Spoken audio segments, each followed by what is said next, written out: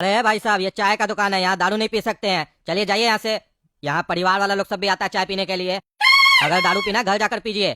अरे चुप, हम लोग को दारू पीने से रोकता है? इतना मारेंगे ना कोई नहीं बचाएगा।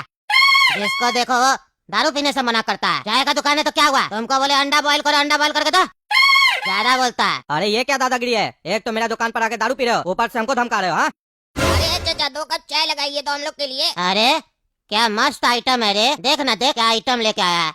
पता नहीं कैसे ऐसा गधा लोग को इतना मस्त आइटम सब मिल जाता है, हम लोग को तो मिलता ही नहीं है। उसके साथ क्या घूम रही हो? आओ इधर आओ, इधर आके बैठो, ऐश करोगे ऐश, जिंदगी बदल देंगे। आओ चाय क्या पी रही हो? आओ थोड़ा ड्रिंक व्रिंक करो साथ में। अरे पागल साहब, क्या बदतमीजी है? तमीज नहीं है तुम लोग को बात करने का? चाय का दुकान पर आके दारू पीता है?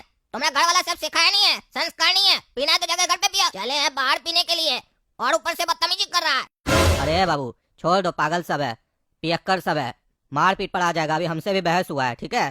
तुम अपना काम से मतलब रखो ना। बोलता है बोलने दो, एक कान से सुनो दूसरा से निकाल दो। अरे चाचा निकाल क्या दो, इसी लोग को मार मार के यहाँ से निकाल देंगे हम, अगर मेरा माथा गरम किया तो चूजा तुम हम लोग को मारेगा? अभी अंडा से निकला है तुम और हम लोग को मारने का बात करता है?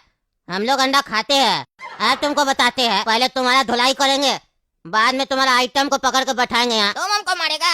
आओ तुम लोग का गर्मी निकालते हैं हम। तुम लोग का नशा नहीं उतार दिया ना तो मेरा भी नाम काला कर दो। नहीं हट, ये ले, हट। अरे मेरा दोस्त को मारता है, रुक अभी तुमको बताते रहो। सारा मस्ती निकल गया है, इसको फेंको उठा के। काला कद्दू को छोड़ दो, छोड़ दो, काला कद्दू को छोड़ दो। अरे इसको छोड़ दे तो क्या तुमको पकड़े? चलो तुमको ही पकड़ते हैं, ऐसे भी तुम्ही को पकड़ना चाह रहे थे, ये तो फालतू में बीच में घुस गया। अब कहाँ जाओगी रानी बच के? अब तो तुमको घर ले चलेंगे। बचाओ बचाओ। अरे अरे कहाँ भाग रही आइटम? अभी पकड़ते हैं, हम लोग से बच के जाएगी कहाँ? अरे तो बचिया ये यहाँ क्या कर रही है और ये भाग के क्यों आ रही है? और ये लोग कौन है जो इसके पीछे दौड़ा?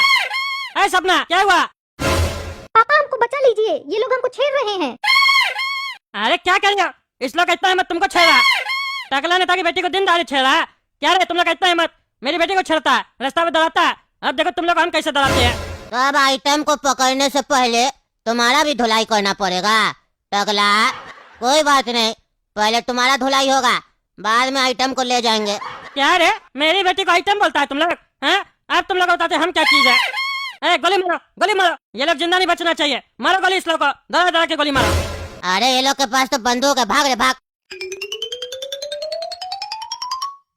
ये पियक्का लोग का कद्दू पर में इतना हिम्मत बढ़ गया है कि मेरी बेटी को छेड़ा है और मेरे सामने भी नहीं डरा है, कहता हमको मारेगा। सही कह रही थी औरत हमको, दारू बंद करवाइए टकला नेताजी कद्दूपुर में, बहुत क्राइम हो रहा है दारू की वजह से। पर वो कहते हैं ना जब अपने पे पड़ता है तब समझ में आता है। अब हमको समझ में आ रहा, दारू बंद करवाना ही पड़ेगा। कल ही हम ये आवाज उठाएंगे सबके सामने। अरे काला कद्दू, इतना चोट कहाँ से लगा तुमको? अरे पापा हम और सपना बाजार गए थे घूमने के लिए, जब वहाँ से लौट रहे थे तो चाय का टपरी पर चाय पीने गए, वहाँ पर 2 पियक्कर था, सपना को छेड़ने लगा तो हम विरोध किए तो हमको मार दिया और उसके बाद हम बेहोश हो गए।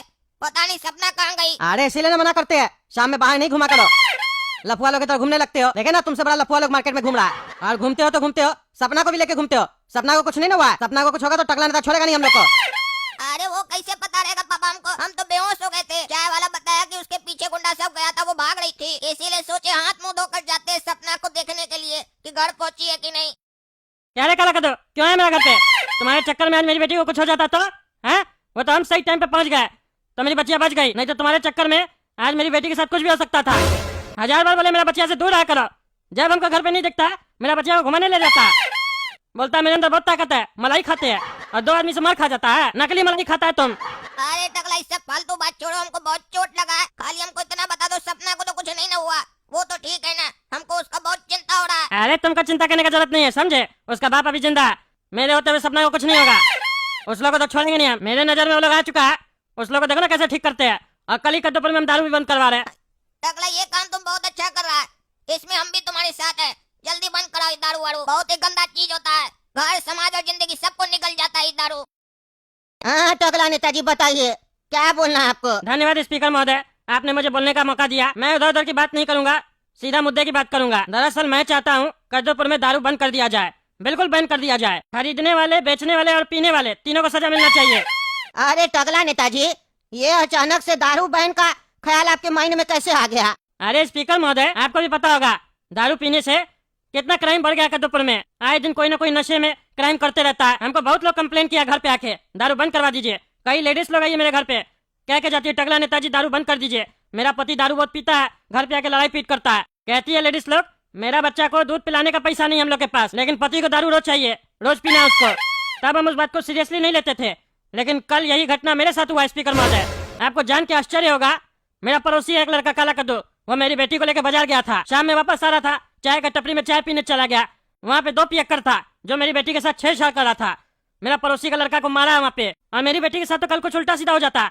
उसको पकड़ के ले जा रहा था, वो तो संजोग से हम पहुंच गए, अपनी बच्चिया को बचा लिए।